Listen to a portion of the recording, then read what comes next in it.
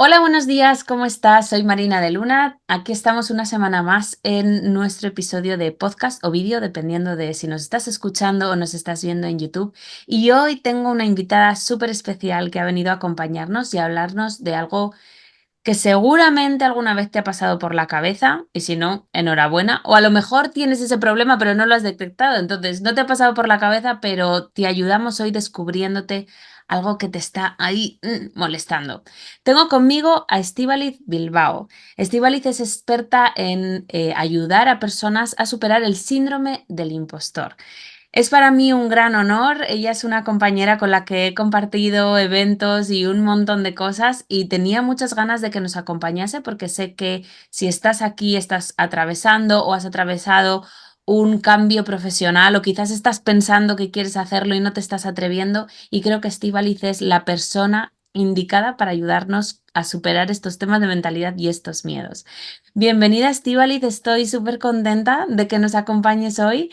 Y bueno, te invito a que te presentes tú porque seguro que lo vas a hacer mil millones de veces mejor que yo. Bienvenida.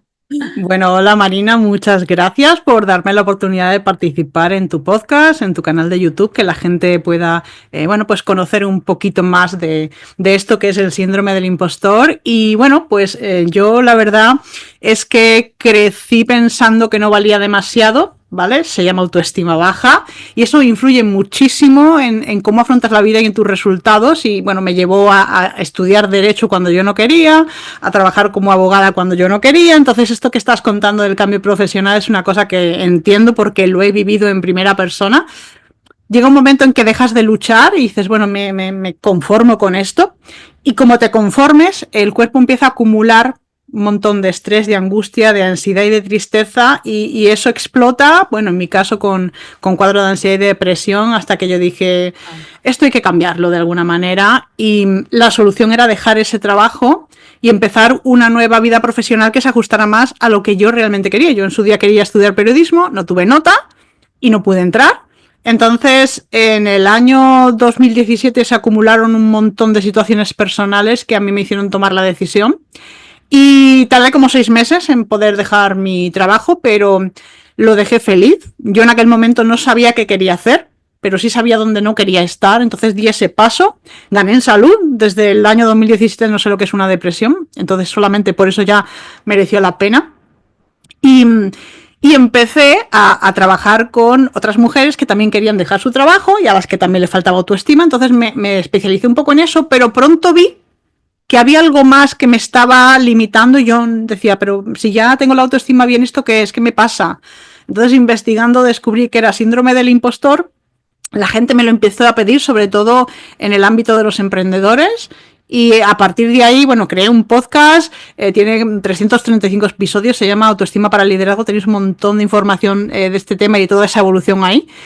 Y bueno, pues desde mentorías a formaciones en grupo, conferencias. Entonces, mi labor en este momento, lo primero es divulgar qué es lo que le está pasando a la gente, que sepan qué es para poder arreglarlo y mm, luego darles esas herramientas que durante, bueno, pues desde 2017 para acá he venido perfeccionando, siempre profundizando, y al final la idea es que tú puedas vivir mejor con lo que ya tienes. Por supuesto, me encanta que la gente busque ser cada día mejor, pero simplemente con lo que ya tenemos hay muchas posibilidades de hacer cosas buenas y no las aprovechamos por ese síndrome del impostor que te dice no eres suficientemente buena y te lo repite cada día hasta que te lo crees.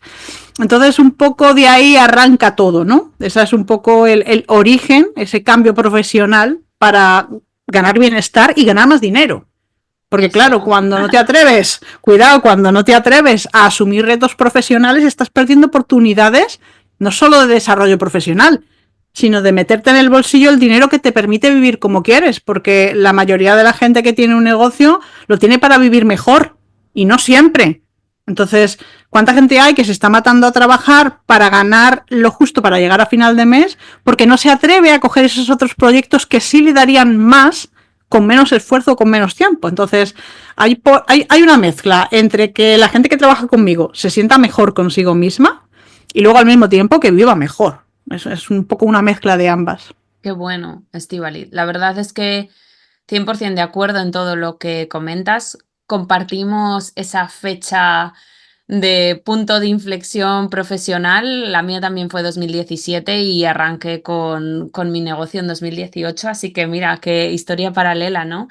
Pero efectivamente, muchas veces nos creemos que quién soy yo para hacer esto y si no soy suficientemente bueno y si me contratan pero luego no cumplo y si se dan cuenta de que no soy tan bueno como creen y si me he vendido por encima de lo que soy. Esto que nos taladra la cabeza y que no nos deja ir a por lo que realmente podemos hacer.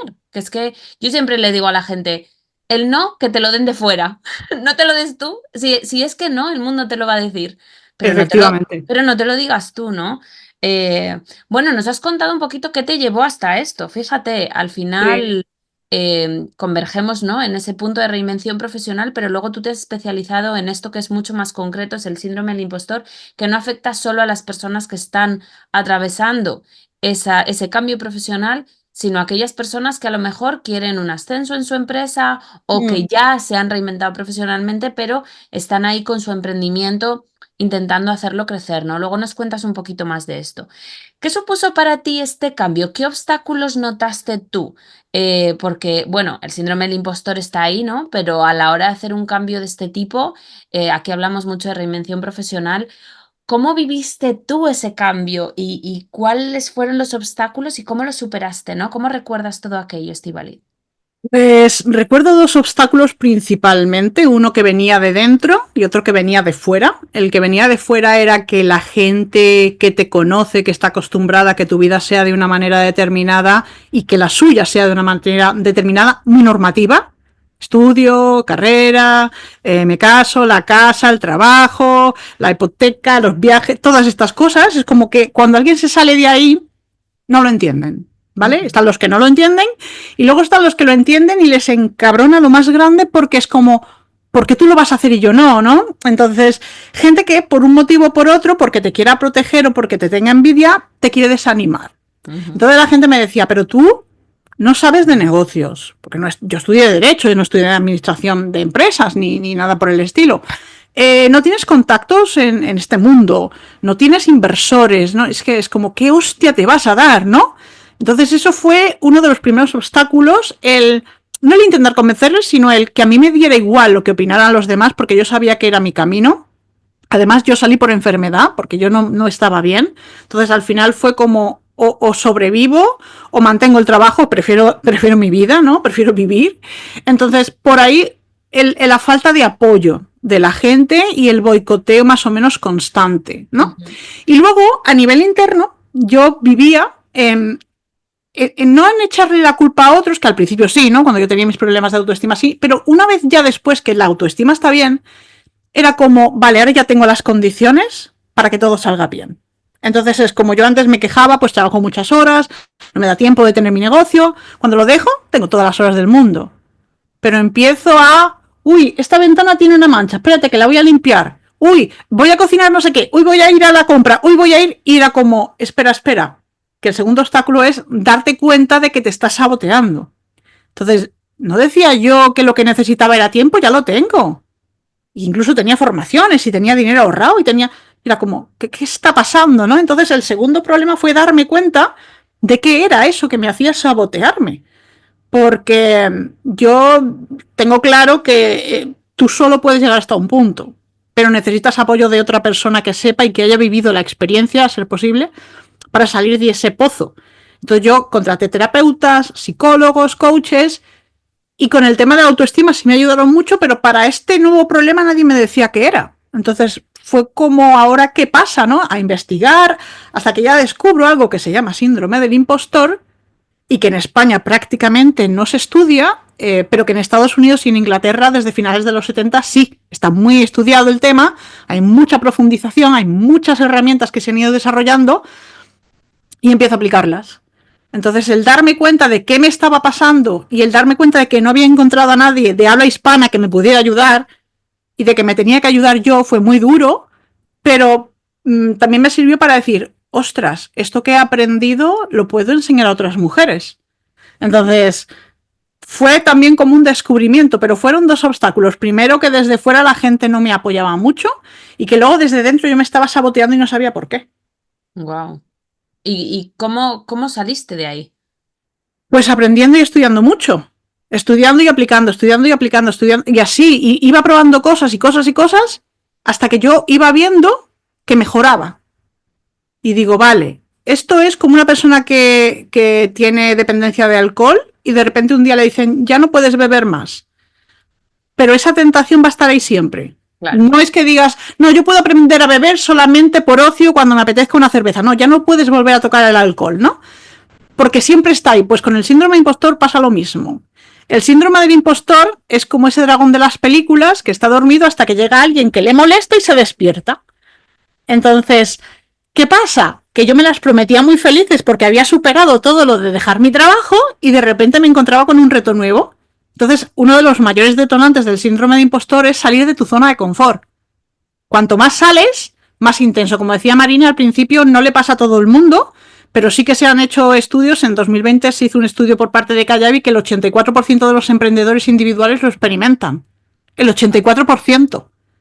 Entonces, sí es verdad que la mayoría de la gente lo vive, pero solo cuando hace algo, cuando hay un detonante de por medio. Hay tres. El primero son las críticas. Cuando alguien te critica, de repente eso que tú creías que estabas haciendo bien, para ti ya no es suficientemente bueno porque ha venido alguien y te ha dado su opinión, ¿vale? Entonces ahí lo que funciona es reforzar tu propia autoridad. Escuchar las opiniones de la gente, pero no considerarlas como que lo que ellos dicen es la norma, sino ser capaz tú de valorar y de interiorizar tus propios éxitos, que eso también es otra cosa que se suele obviar, ¿no? La segunda es cuando hay un evento que a ti te cambia la vida, tipo tener un hijo. ¿Cuántas mujeres hay que de repente se pasan unos meses de baja con el bebé y cuando quieren volver a trabajar se sienten inútiles? Sí, doy fe.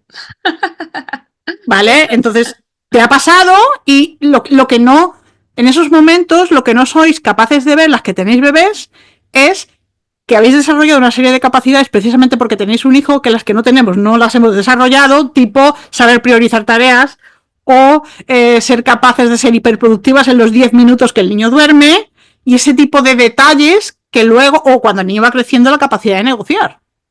Todas esas capacidades las desarrollas precisamente porque eres mamá y se pueden extrapolar al ámbito profesional, pero el síndrome de impostor no te deja ver nada de eso. Claro. Y luego lo tercero es cuando amplías tu zona de confort, ¿vale? Por ejemplo, tengo una clienta que durante 15 años fue bióloga, hacía investigación en un laboratorio y le gustaba mucho, pero como ella decía, de la pasión no se come, ¿no? De la vocación no se come. Cada X años necesitaban una nueva financiación y ya tenía una edad que dijo, mira, ya estoy cansada, ya quiero un trabajo más estable. Y entonces se va a la universidad a dar clase, la coge y el primer día se quiere morir. ¿Por qué? Porque había salido de su zona de confort completamente, que es un poco lo que hablábamos de, es que ha cambiado de profesión. Es que ha dejado la seguridad de lo que domina durante 15 años para empezar algo nuevo. Y empiezan las comparaciones con otros profesores, con compañeros que tiene actualmente, con el que se fue que tenía 40 años de experiencia.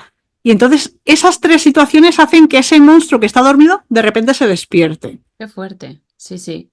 Así funciona. Literal, literal. Suscribo todo lo que has dicho. Y además es que me hace darme cuenta de cómo en concreto son esas situaciones las que es verdad, porque el síndrome del impostor, yo lo que he visto es que hay gente que lo nota, es un constante, ¿vale? Como que se ha despertado y lo nota ahí como la espada de Damocles sobre el cogote todo el rato. Y hay otra gente que efectivamente tiene como picos, ¿no? Como que normalmente está tranquilo, pero de repente pasa algo y pum, se me despierta y lo vuelvo a callar. ¿Tú cuáles has notado que son las estrategias que más utiliza la gente? Y cuéntanos un poco si funcionan más, funcionan menos. ¿Cómo lo ves tú esto, Estivali? Pues mira, hay 5 estrategias, lo que los ingleses llaman las 4 Ps, y luego una más adicional. La primera es paralizar proyectos. O sea, imagínate, Marina, que a ti te dicen, mira, hay un evento súper potente, resulta que yo conozco a la directora de ese evento y le puedo hablar de ti, te la puedo recomendar, aquí tienes sus datos, escríbele de mi parte, y dices tú, jolín, esta es una oportunidad increíble, lo voy a hacer. Y empiezas a decir, no, esta semana no, porque tengo a los niños en casa, no, la semana que viene no, porque tengo que grabar el podcast, la semana que viene no, porque tengo que dar una formación. Y es como que, no que pospongas la tarea, sino que te estás contando historias de no, ahora no puedo porque los niños, ay, qué vergüenza, si no soy lo que ellos esperan, un poco lo que tú decías. Entonces, como que paralizas un proyecto Y de repente cuando ya dices, bueno, venga, voy a... Uy, ya han cogido a otra. Y les ha gustado tanto que ya no quieren cambiar. Entonces, ese tipo de estrategia que se usa mucho, estas 5 estrategias lo que tienen de malo es que refuerzan el síndrome impostor. O sea, por protección lo haces porque si tú vas posponiendo esa situación al final no la afrontas, no fracasas. Claro. Entonces, la paralización de proyectos es la primera. El perfeccionismo es la segunda P. Ese perfeccionismo que hace que tú nunca estés contenta con el nivel de exigencia que cumple tu proyecto y no lo presentas. Y te pasas 2 años con el proyecto, si te lo permiten, si hay fecha de entrega, evidentemente, hasta las 5 de la mañana tomando café para poder entregarlo, pero tú nunca crees que está suficientemente bien. Y como crees que tu trabajo te representa a ti como persona y no quieres fracasar, pues te pasas la vida haciendo lo más perfecto posible. Y esa perfección nunca se cumple, o sea, nunca paras. Entonces, de nuevo, te estás protegiendo de fracasar porque no lo presentas. No presentas tu idea, no presentas tu proyecto. Entonces, la segunda P es el perfeccionismo. La tercera es la procrastinación. Antes hablábamos de que tú paralizas el proyecto y ahora dices tú, no, hoy me voy a sentar y voy a ver qué pasa en redes sociales porque tengo que estudiar mi competencia. ¡Pum! Me voy a ver este webinar porque ha salido esta nueva herramienta, no sé qué. ¡Pum! Y cuando llega al final de la tarde dices tú, he estado hasta arriba de cosas, pero nada de lo que he hecho me ha llevado a mi objetivo. Y lo que realmente era importante va pasando de un día a otro en la agenda. Lo mismo, procrastinamos para no fracasar. Son formas de protección. La siguiente P, que en inglés es people pleasant, en español es complacencia. Cuando a ti te llega un cliente, o sea, Marina es mi cliente y yo te digo, Marina, tengo un 50% de descuento para ti. Y Marina está muy contenta, pero dice, pero yo no te he pedido nada. No, pero como yo no soy suficientemente buena y tú te vas a dar cuenta en algún momento, si al menos te ha salido barato o gratis, no vas a poder quejarte tanto de mí. ¿Vale? Entonces... Seguro que satisfago tus expectativas, ¿no? Claro, porque te ha costado tan poco que no esperas gran cosa de mí. Entonces, ahí tenemos la cuarta P, que de nuevo lo que hace es protegerme. Como ya sé seguro que voy a fracasar porque yo no soy suficientemente buena y nunca lo seré, da igual lo que haga, porque otra de las características del síndrome de impostor es el hecho de que la gente se forma de manera continua, pero no por excelencia, sino porque nunca está suficientemente preparada. Sí, la titulitis. Yo lo llamo el síndrome del eterno estudiante, que es brutal, ¿eh? Y yo le digo a la gente, si es que si te da miedo enfrentarte a tener un cliente, eso no se te va a quitar porque hagas un curso más. Eso solo se te va a quitar cuando te enfrentes a estar con tu primer cliente. Es que esto es así. Entonces hay que enfrentarse porque estudiar y estudiar y estudiar no te va a quitar el miedo. No, pero te protege de enfrentarte al fracaso. Ello, claro, claro. Y luego la última, que esta que no es P, esta es cuando trabajamos en exceso, cuando dedicamos muchísimas horas, porque claro, si yo no soy suficientemente buena, ¿qué es lo único que tengo como ventaja competitiva? Trabajar más. Eso es algo que lo tenemos todos.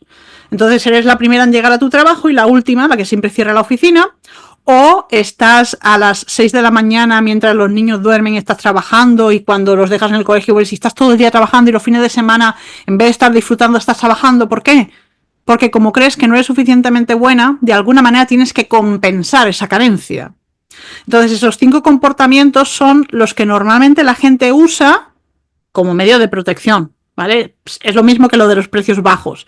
Si yo trabajo 16 horas todos los días, incluso los fines de semana, me puedes preguntar cosas, ¿de quién se van a quejar? Del que trabaje menos. No se van a quejar de mí, es que ya trabajo muchas horas. Es una forma de protegerme el día, porque el síndrome de impostor, no lo hemos dicho, es la diferencia entre la profesional que yo creo que soy y la que yo creo que tendría que ser. Es como si yo tuviera, no sé, imaginar la foto de la mujer más guapa del mundo, que no sé ahora mismo quién es, pero tú crees que para ser guapa solo vale ser como ella. Y tú te miras al espejo y dices, no soy como ella y nunca lo seré.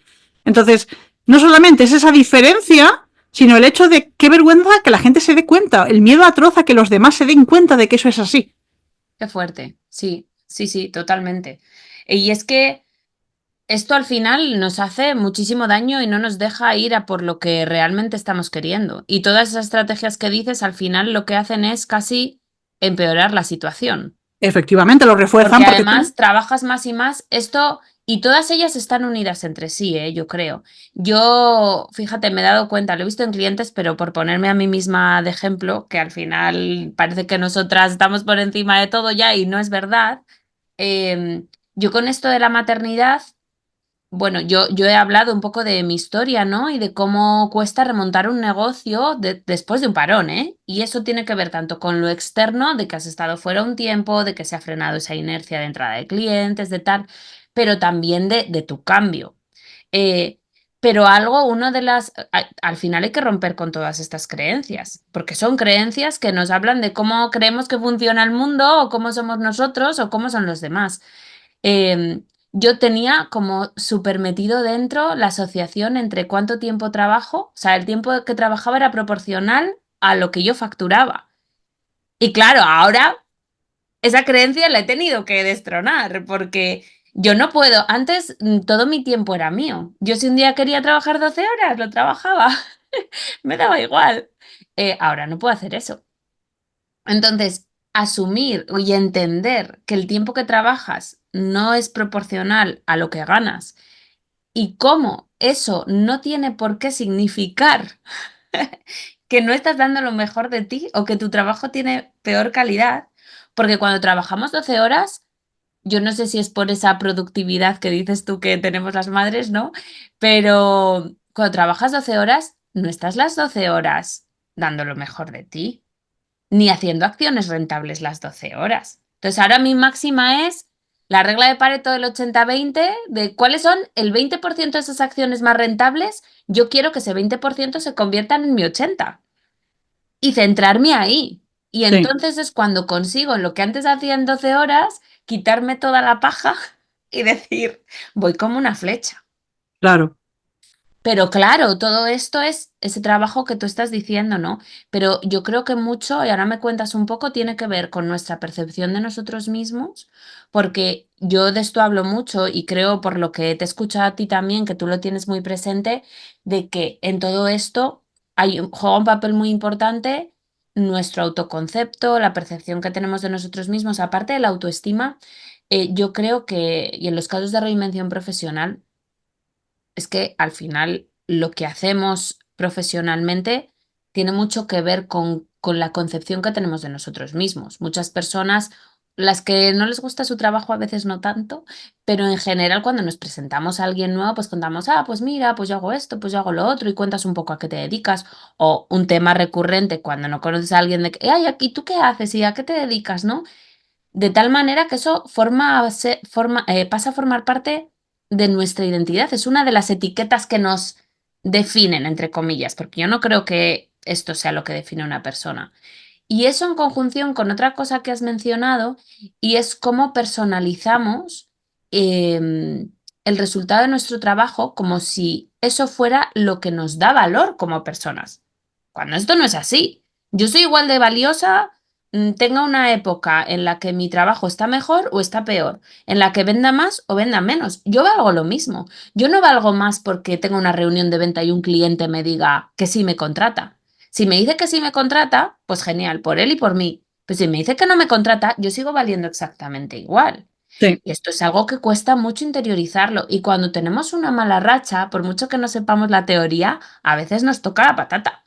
sí, Porque claro, cuando las cosas no te van bien, empiezas a pensar, joder, y es que no valgo, y es que a ver si he perdido el toque, y es que a ver si no sé qué, ¿no? Y tenemos una lavadora mental ahí interesante. ¿Cómo ves tú que esto afecta a la identidad de las personas y a nuestro propio autoconcepto? ¿Cómo lo percibes tú, Estíbaliz? pues mira, me encanta que me preguntes eso porque es la primera vez que alguien, sin que yo le diga nada, me saca el tema de la identidad, ¿vale? Bueno, son dos cosas distintas. Por un lado está la autoestima, que tiene que ver con lo que yo sé de mí, cómo lo valoro, Ujú, la autoestima. Y luego el tema del síndrome del impostor tiene que ver con identidad. ¿Con quién creo yo que soy? Porque la pregunta que nos hacemos es, ¿quién te crees tú que eres para asesorar a nadie en un cambio profesional? O sea, la pregunta es identidad. Y es un poco lo que tú has estado contando. Nos identificamos con esas etiquetas. ¿vale? Entonces, en nuestro caso, ¿no? Que hemos cambiado de profesión. Yo he dedicado 20 años de mi vida a estudiar derecho, a oposiciones, a trabajar como abogada. Entonces, claro, cuando alguien te pregunta tú a qué te dedicas, pues yo soy abogada. Todo lo que Claro, pongas detrás del soy tiene que ver con tu identidad. Entonces, en realidad yo no soy abogada, porque ya llevo muchos años sin ejercer. Entonces, yo estudié Derecho y sé resolver cuestiones jurídicas, pero yo no soy abogada. Entonces, es muy interesante cuando alguien te pregunta, ¿quién eres tú? Y tú dices, pues yo soy Marina. Digo, vale, y si te hubieran llamado Paula, ¿no serías tú? Y tú, bueno, vale. ¿Y Marina dónde nació? yo en Valladolid. ¿Y si hubieras nacido en Canarias, ya no Claro, serías tú? claro. Y si no te dedicaras a ser consultora de negocios y a ayudar a la gente a hacer ese cambio profesional, ¿dejarías de ser tú? Entonces, la identidad es algo más profundo que esas etiquetas.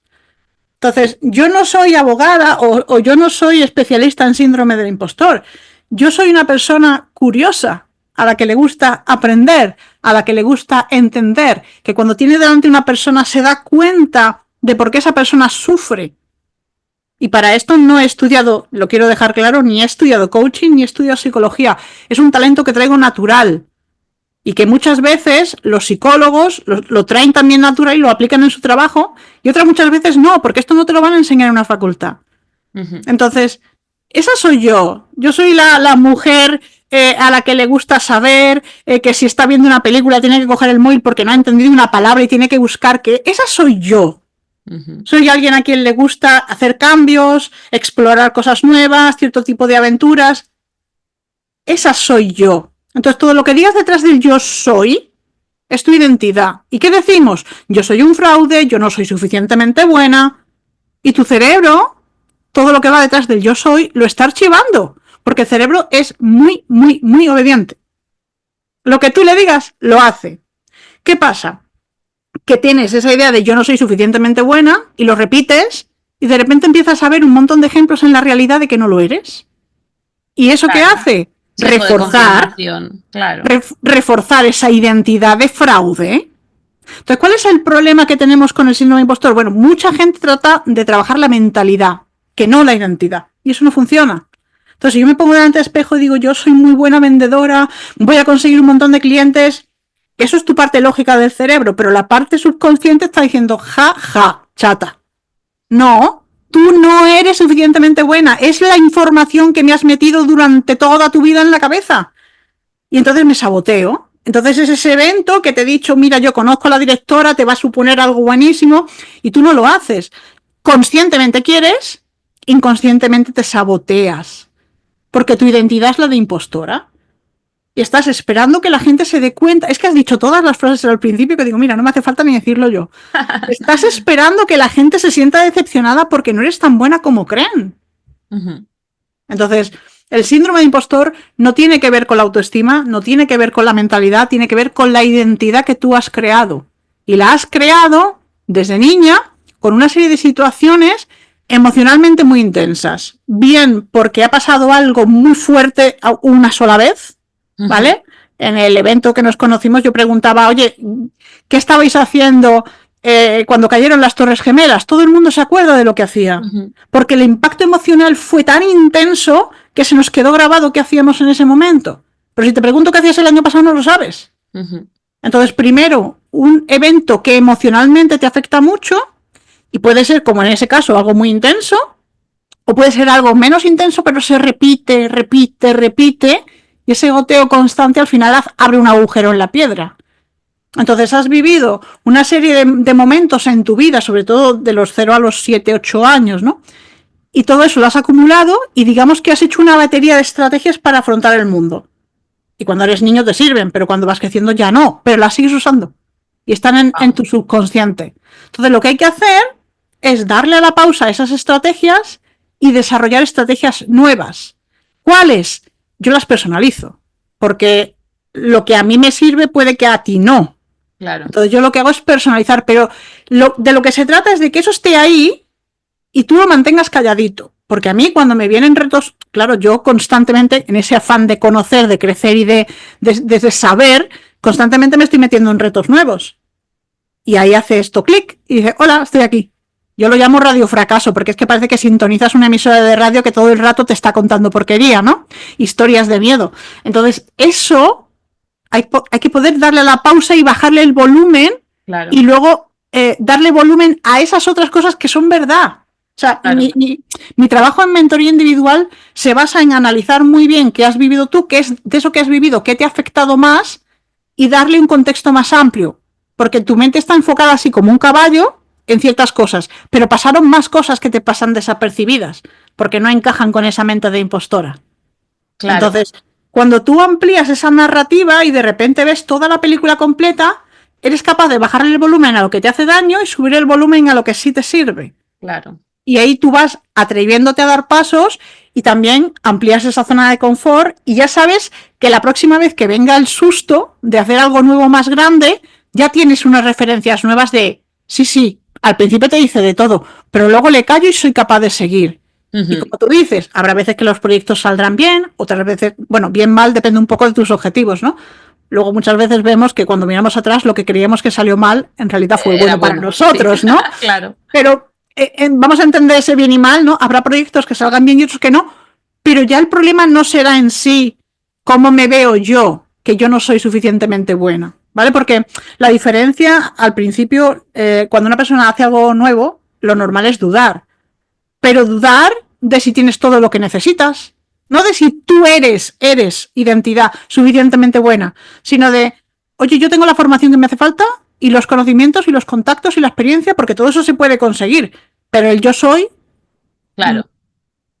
Yo creo que es importante también valorarnos a nosotros mismos. A veces no tenemos los conocimientos en referencia a lo que nos vaya a poder pasar si nos enfrentamos a. Es decir, yo no sé los retos que me van a surgir cuando me meta en ese nuevo proyecto, o cuando hago un cambio profesional, o cuando en mi emprendimiento, o en la siguiente fase de mi negocio, ¿no? Pero yo siempre me gusta decirle a la gente que confíe en su capacidad de resolver problemas.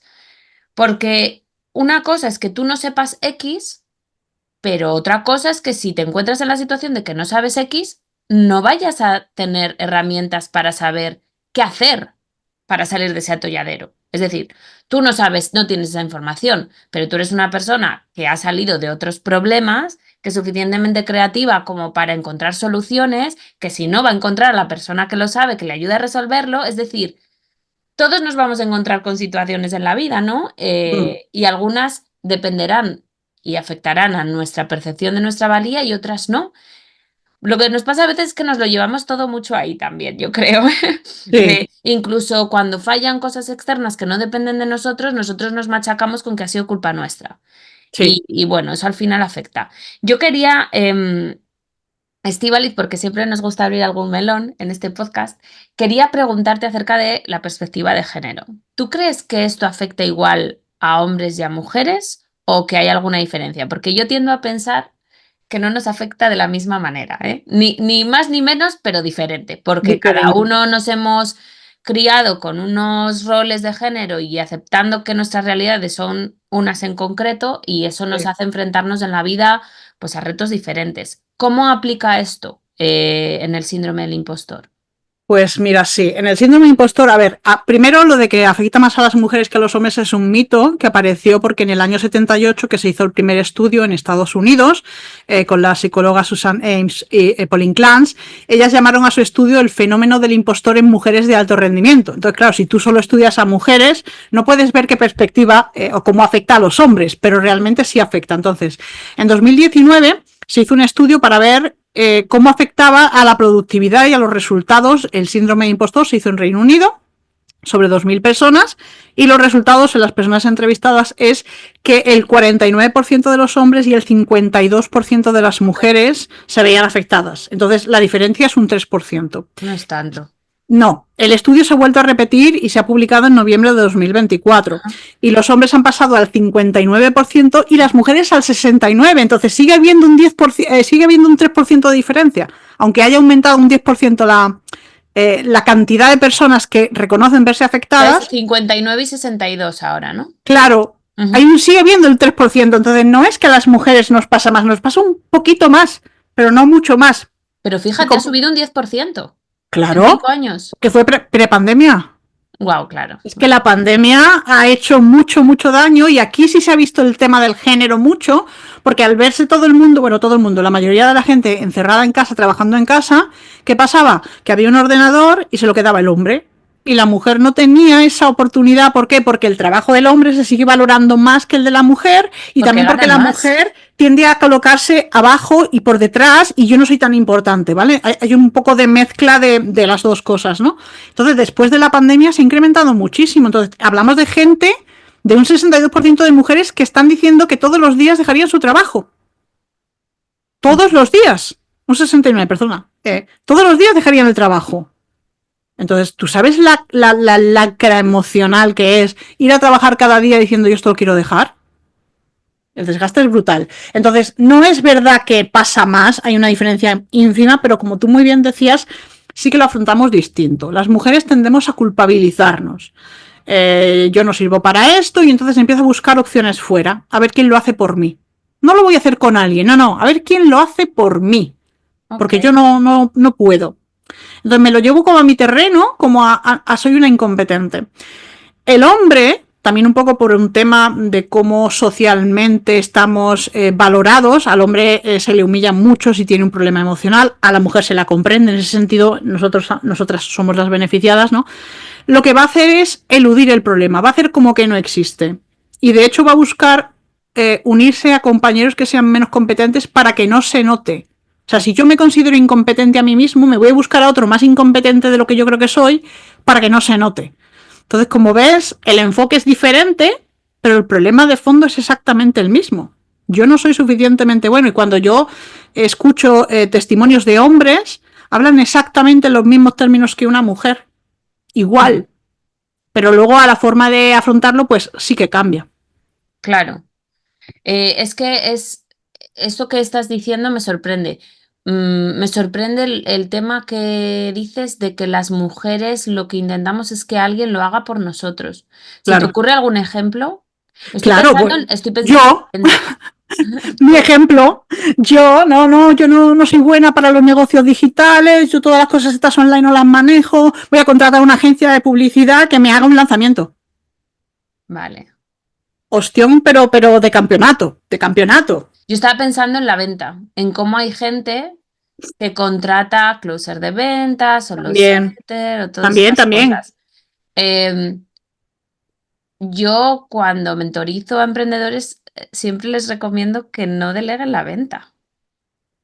Pero es que si yo no puedo sola, en mi mente, mi única opción es que alguien lo haga por mí. Yo contraté una agencia para que lo hicieran todo por mí, que yo trabajé con ellos, pero evidentemente el marrón era suyo. Y es verdad que hay gente que contrata un closer, un setter, para que haga todas estas labores, porque la clave es yo sola no puedo. Claro. Yo creo que si tienes un negocio es importante que sepas vender tu producto, tu servicio.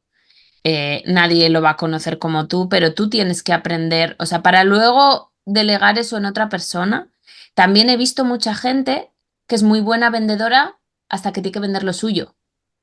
Que han sido buenos vendedores trabajando por cuenta ajena y buenas vendedoras hasta que tienen que vender lo suyo y aquí hablando mal y pronto se cagan encima. Totalmente, mira, te pongo un ejemplo real. Claro, y eso tiene que ver mucho con esto que estamos hablando, ¿no? Si a ti se te da bien la venta, cuando es algo tuyo, ¿por qué no? ¿Qué estás pensando de ti, de tu producto, de tu servicio, que no eres suficientemente buena, ¿no? Claro, pero es que hay que ir más atrás que eso. Te pongo un caso real. Una chica que se dedica a las finanzas y vende muchísimo. Es tan buena que sus jefes le dicen, mira, vamos a darte un grupo, quiero que seas coordinadora, quiero que te encargues de enseñar a estos vendedores porque tú lo haces muy bien. Ah, no, yo no. Pero es que ya lo haces muy bien, sí, pero yo no me puedo encargar de eso. Entonces tú dices, vale, ¿no crees en tu producto? Claro que cree. Hay que ir más atrás. Entonces, cuando yo le pregunto exactamente qué problema tienes a la hora de afrontar, coordinar este grupo, si ya eres una magnífica vendedora y te están eligiendo porque eres buena. O sea, no hay duda que eres buena. no, yo no puedo con esa responsabilidad. No me puedo responsabilizar de que ellos aprendan, de enseñarles, de que lo hagan bien. Y digo, vale, ¿de quién te tuviste que encargar cuando tú eras pequeña que no era tu responsabilidad? Y entonces se pone pálida, pálida y me dice de mis 7 hermanos. Ostras. Entonces no es lo que te está pasando ahora, lo que te pasa ahora es un síntoma. Te está hablando de que hay algo que detrás que no funciona, pero lo que hay detrás que no funciona es yo no quiero volver al infierno de ser la responsable de mis hermanos. Y de que eso recaiga sobre mis hombros y de que los resultados de otras personas se Claro, vean como un reflejo de mi valía, exacto, que así lo interpretamos, ya no es un reflejo, efectivamente, es de mi valía, ya no ni de mi trabajo, es de lo que valgo yo, eso ¿no? es. ¿Y Entonces, claro, cómo el autosabotaje afecta a alguien que quiere hacer un cambio profesional o que quiere reinventarse o que quiere expandir su negocio? uff, pues es brutal. Es brutal y hay cifras. Ese estudio que te he comentado que se volvió a hacer en Reino Unido en el año 2024 dice que llegamos a perder el 89% de las oportunidades porque no nos atrevemos a hablar ¿El y ochenta y además nueve el 89% de las oportunidades de trabajo las perdemos, tanto en personas emprendedoras como en personas que tienen trabajo por cuenta ajena, porque no nos atrevemos siquiera a contar nuestras ideas. Y esto encima, que es lo que te decía antes, no cuento mis ideas para protegerme y eso me hace cometer errores. Y encima, mi pensamiento individual, ese que tú decías de, oye, yo soy creativa, yo tengo herramientas para... desaparece porque empiezas a seguir al grupo. Entonces, es brutal la cantidad de cosas que perdemos. Y luego, el 78% de la gente que no se atreve a ampliar su zona de confort porque me vayan a criticar o vaya a equivocarme o vaya a cometer un error. Es brutal. Entonces, fíjate si nos está afectando el... Bueno, y esta chica medio sobrevive, pero cada 6 meses, antes de empezar a trabajar juntas, su jefe le pedía de nuevo. Entonces, esa angustia de se está acercando la fecha en que me lo van a volver a pedir y tengo que decir que no porque no sé cómo hacerlo. Y la pobre pues hacía pues cosas de negocios y tal. Yo le decía, pero es que mientras tú sigas pensando que eres una niña de 7 años que se está haciendo cargo de sus hermanos pequeños, mientras tú sigas ahí y es ahí donde estás, no vas a poder salir. Claro, claro.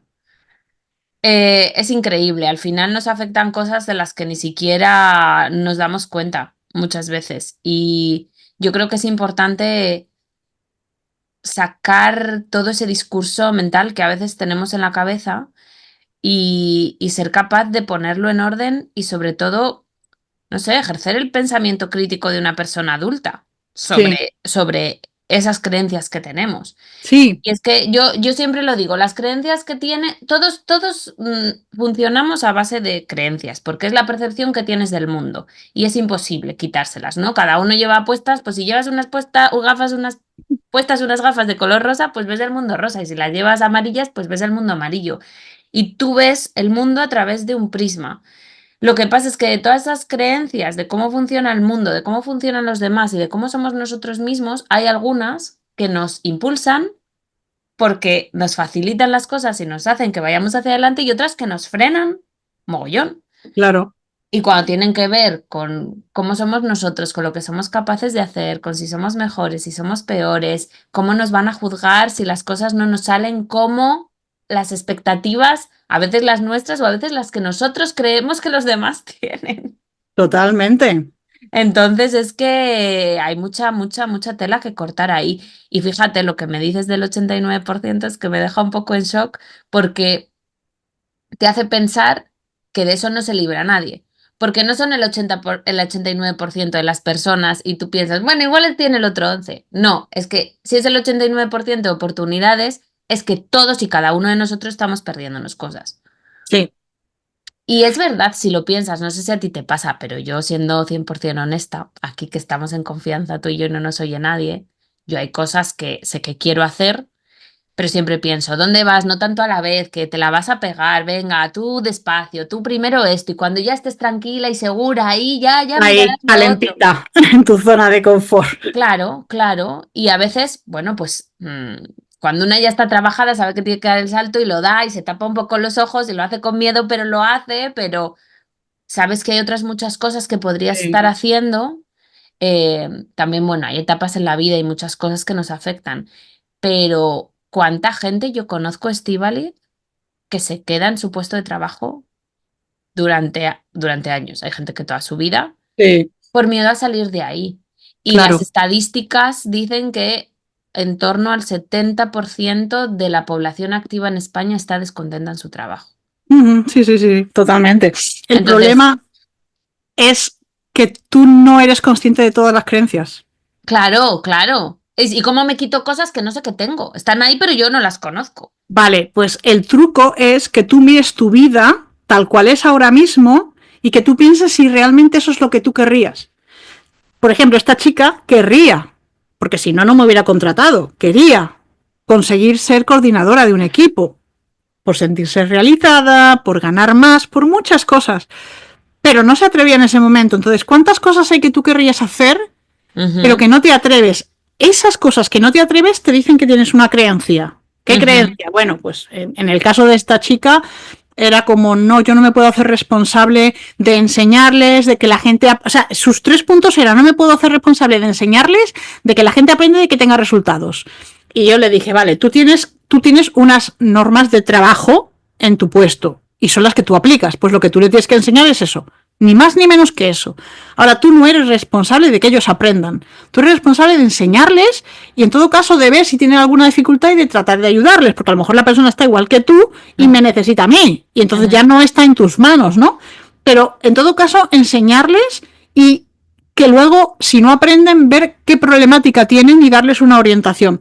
Y los resultados tampoco, porque esto nos lo enseñaron cuando estudié marketing, decía, bueno, un 10% de tasa de conversión, ¿qué os parece? Y todo, muy bien, muy bien, 10 sobre 100, ya, y si los 90 primeros te dicen que no, hasta que llegues a los 10 últimos seguidos que te van a decir que sí, entonces tú no eres responsable. Hay muchas cosas que pasan en una venta que no dependen de ti. Y bueno, la que sí depende de ti es no ir con la angustia de tengo que vender, ¿no? Que eso es un poquito... Y otra de las cosas que le pasa a la gente con síndrome impostor es que cuando llega a la venta se bloquea. Porque como entras en modo supervivencia, como yo no soy suficientemente buena y esta chica se va a dar cuenta cuando yo trabaje con ella en la venta, se va a dar cuenta, pues entonces empiezo a sentir que hay una amenaza. Y mi cerebro lo que hace es como si entrara un león. Empieza a cambiar sangre de sitio y dice, a ver, en el estómago no te hace falta, en los órganos reproductivos tampoco, y en la parte prefrontal izquierda del cerebro tampoco. Tú lo que tienes que es que correr, Huir. que quedarte bloqueada o que atacar. Y en las ventas, en las sesiones de venta, lo que pasa es que nos quedamos bloqueadas. Entonces, Ujú. como tú no tienes sangre en la zona prefrontal izquierda, no puedes negociar, no puedes O que tomar buenas empezamos a hacer decisiones. cosas muy locas. Yo es que he visto a la gente, pues lo que hablábamos antes, ¿no? Ofrecer descuentos que no te han pedido, no decir el precio, o decir el precio y luego decir, bueno, pero si es mucho, podemos hacer no sé qué. Y es como, cállate.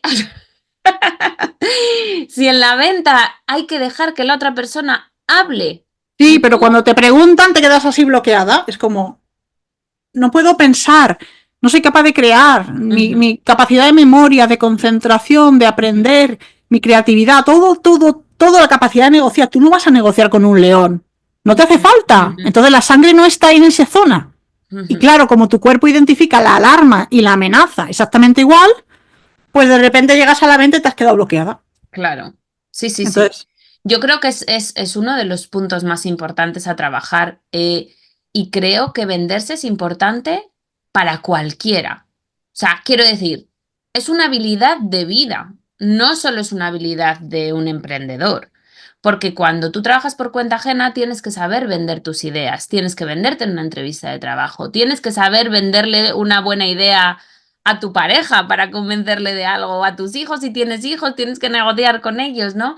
Si te vas a alquilar una casa o a comprar una casa, tienes que saber negociar ahí, ¿no? Al final es una habilidad personal que es súper importante, pero si luego nos centramos en la vida profesional y en hacer y en saber transmitir a la gente nuestra valía, yo siempre les digo, si vendes o no vendes, eso no habla de lo bueno que eres en tu trabajo.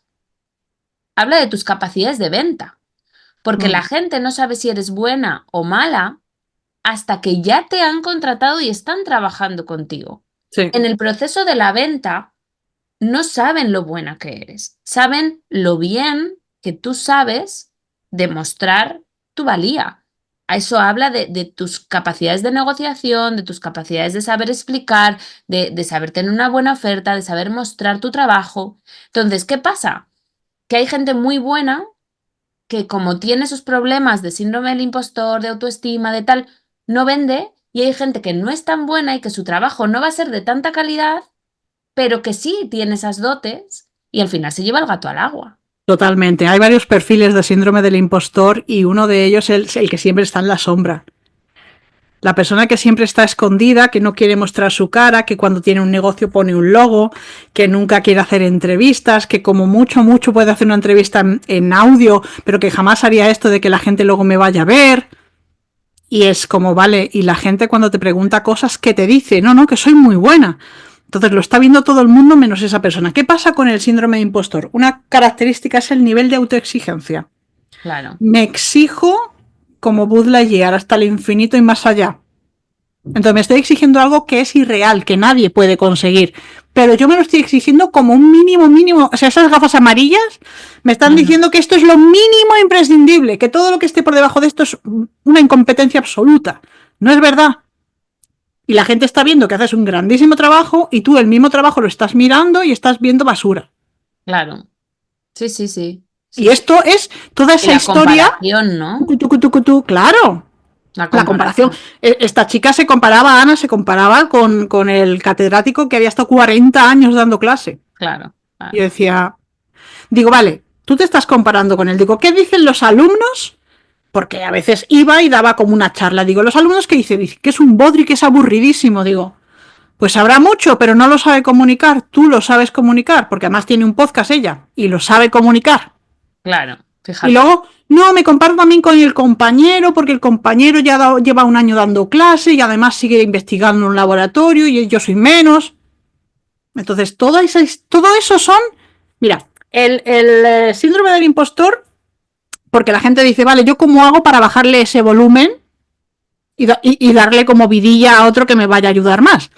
Hay una parte del cerebro, se llama sistema de activación reticular ascendente. Imaginaos un colador, ponemos un colador para que ciertas cosas no pasen a través de ese colador.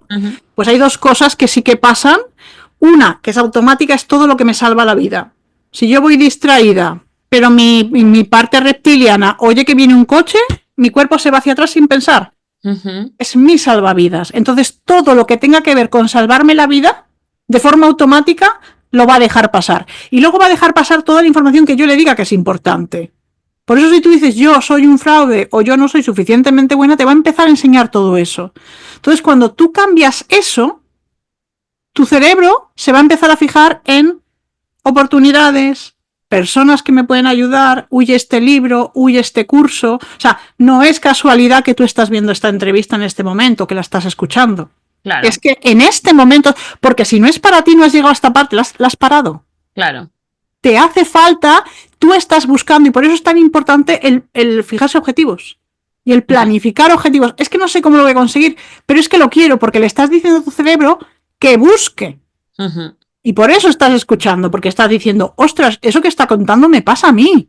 No, y que cuando tenemos algo en la cabeza, no nos pasa desapercibido. Es como normalmente también el cerebro va filtrando porque no puedes hacerte cargo de todos los estímulos que hay frente a ti, pero aquello que tienes activado, eso no se te pasa. Eso es como cuando te vas a comprar un coche, has echado el ojo a uno y ya solo ves ese coche por la calle. O dicen que las embarazadas ven a más embarazadas por la calle. Pues. Ese es el ejemplo clásico del sistema de activación reticular ascendente. Claro, eso es. Entonces sabemos que funciona, entonces es como, ostras, qué suerte tienes tú, ¿no? Siempre te pasan cosas buenas. No, yo me siento en enero y digo, ¿yo qué quiero en 2025? Quiero esto.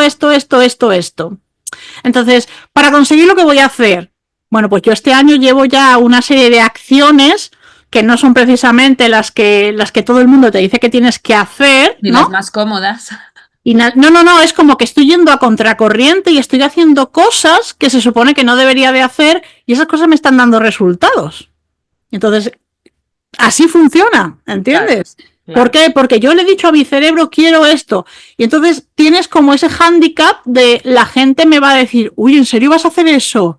Uf, no, yo no sé si lo haría. Vale, ese es tu miedo, esa es tu creencia. Yo he llegado a la conclusión de que es lo mejor para mí. Y nada me quita que no pueda deshacer esa decisión y volver a plantearla de otra manera en el futuro. Eso es.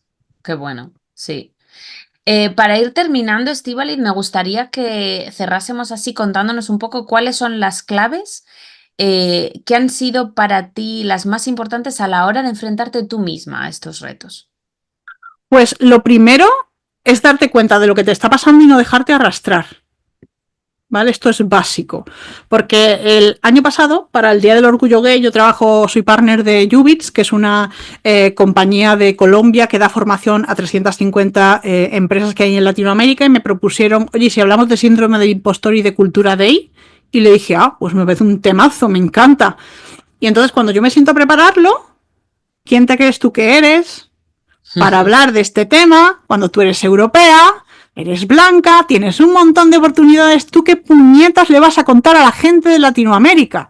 Entonces, no dejarte arrastrar por eso es difícil, y darte cuenta. Entonces, yo por eso cuando trabajo con mis clientas lo que hago es darles una batería de herramientas personalizadas para que cuando se marchen y estén por su cuenta, ellas puedan decir, espera, que esto que estoy oyendo no es la verdad, es una distorsión de la verdad en base a esa creencia. Perdona, no te voy a hacer caso, pero primero te tienes que dar cuenta. Claro. Entonces yo dije, a ver, vamos a ver, me lo han pedido porque ellos tienen acceso a mis podcasts y la gente de sus empresas lo escucha, les gustan, le dan feedback y lo siguen manteniendo. Entonces, por eso me han pedido y me han contratado una clase extra, porque lo que yo hago vale. Entonces, ya les gusta lo que hago. Luego, una de mis formadoras es afroamericana, con lo cual ella de tema de discriminación y de racismo y de cómo afecta el síndrome de impostor sabe un montón. Yo he estudiado con ella, con lo cual yo conozco todas esas perspectivas, todos esos estudios, y toda esa información yo la plasmé.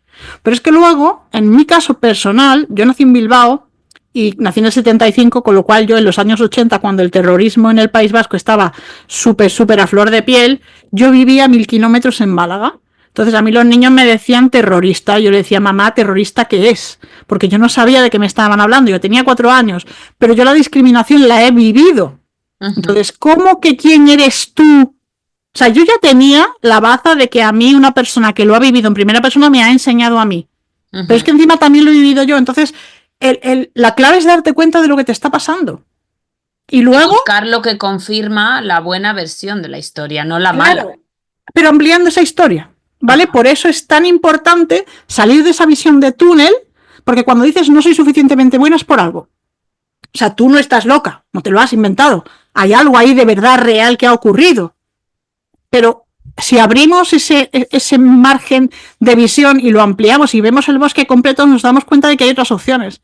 Entonces, primero, darte cuenta, y la segunda clave es ampliar esa historia y tener luego herramientas para poder pararlo. Buenísimo. Súper interesante. Cuéntanos un poco, Estíbaliz, ¿qué estás haciendo ahora y dónde te puede encontrar si alguien que nos está escuchando hoy quiere saber más sobre este tema, quiere enterarse de lo que estás haciendo? Cuéntanos dónde te pueden encontrar. Pues mira, me podéis encontrar en estivalizbilbao.com. Ahí vais a tener acceso a la newsletter, donde todos los días escribo algo, una reflexión, una idea, un caso real, comparto algo que sea relevante de mi trabajo, porque muchas veces veo cosas que se repiten.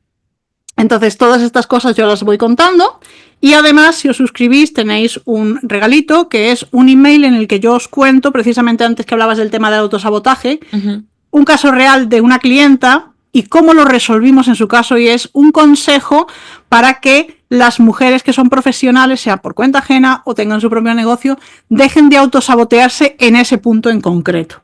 ¿Vale? Entonces, ahí lo podéis encontrar. Luego tengo un podcast con 335 episodios que se llama Autoestima para el Liderazgo. Y luego me podéis encontrar, doy formaciones para diferentes empresas, participo en eventos, doy conferencias, en fin, he estado un par de años trabajando con fotógrafos, con asistentes virtuales, tengo colaboraciones con diferentes profesionales y escuelas que hay, tanto en España como algunas que están, como he comentado antes, en Latinoamérica. Qué bueno. Bueno, pues ya sabes, si nos estás escuchando hoy y esto ha resonado con tu historia y sabes que hay algo ahí que te está pasando, Estíbaliz tiene un montón de contenido del que puedes disfrutar, pero sobre todo te invitamos a que te suscribas a su newsletter porque es donde te vas a mantener actualizado Sí. constantemente.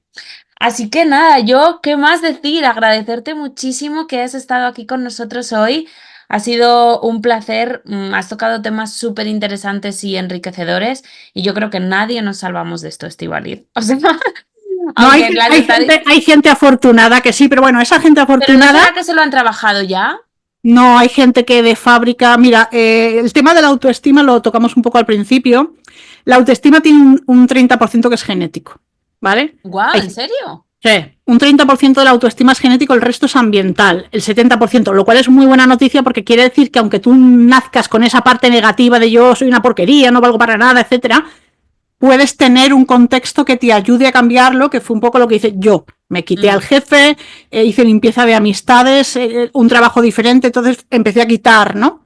Entonces, aunque tú tengas esa parte que es genética, puedes trabajar ese resto. claro, claro. Qué bueno. Sí. Bueno, pues nada, ya sabéis. Muchísimas gracias, Estíbaliz. Seguro que nos vemos en otra y siempre, ya sabes, esta es tu casa, aquí eres invitada siempre. Y para vosotros, pues nada, id a la newsletter de Estíbaliz, seguidla y ya sabéis que yo siempre os dejo recursos gratuitos en la cajita de información. Tenéis tanto mi test de diagnóstico profesional, con el que en tan solo 2 minutos tendréis una respuesta y unos consejos a seguir dependiendo de cuáles sean vuestros objetivos profesionales. Y también tenéis abajo una masterclass gratuita con las 3 claves fundamentales para poner en marcha vuestra reinvención profesional. Eso siempre está ahí para vosotros, es una forma fácil de empezar, igual que ir a la newsletter de Estíbaliz. Así que bueno, aquí nos tenéis. Os mando un abrazo enorme, nos vemos en la siguiente y de nuevo muchas gracias. Muchísimas gracias, Marina, y a todas las personas que han llegado hasta aquí.